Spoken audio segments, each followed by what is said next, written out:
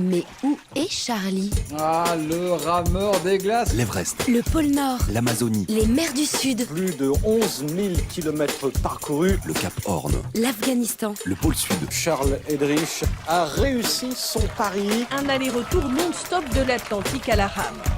Où est Charlie?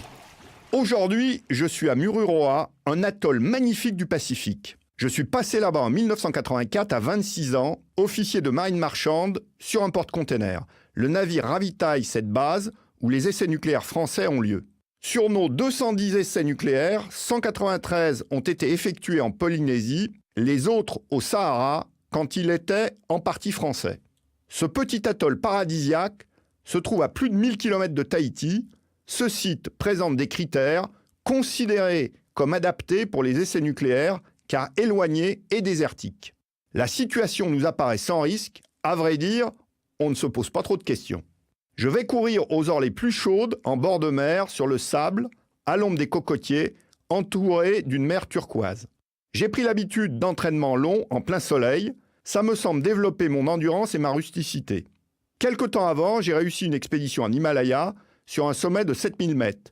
Sur le terrain des expéditions et des aventures, je sens que la rusticité est un élément essentiel qu'il faut développer autant que l'endurance. Plusieurs organisations internationales manifestent contre les essais français. Le Rainbow Warrior de Greenpeace, en route pour l'atoll, est coulé par les services secrets français. Un photographe périt dans le naufrage. 18 ans après l'arrêt des essais, même avec le recul, il est très difficile de savoir quelles sont les conséquences des irradiations pour la santé. Pour les populations exposées, civiles, militaires et polynésiens, la relation cancer-essai nucléaire existe, mais dans quelle proportion? L'atoll pourrait aujourd'hui provoquer un tsunami.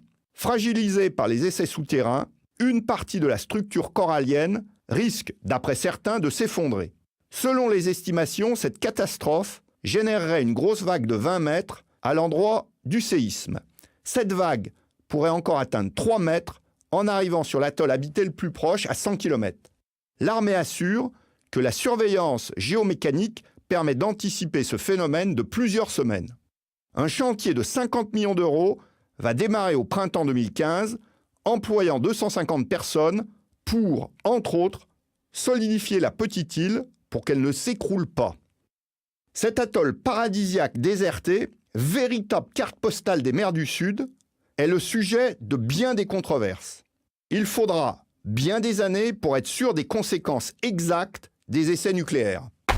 Mais où est Charlie? Première traversée du détroit de Bering. Les mers du Sud, Le Cap Horn, le passage du Nord-Ouest. En autonomie complète. Où est Charlie? Réponse la semaine prochaine. Retrouvez Charlie en podcast sur novaplanet.com.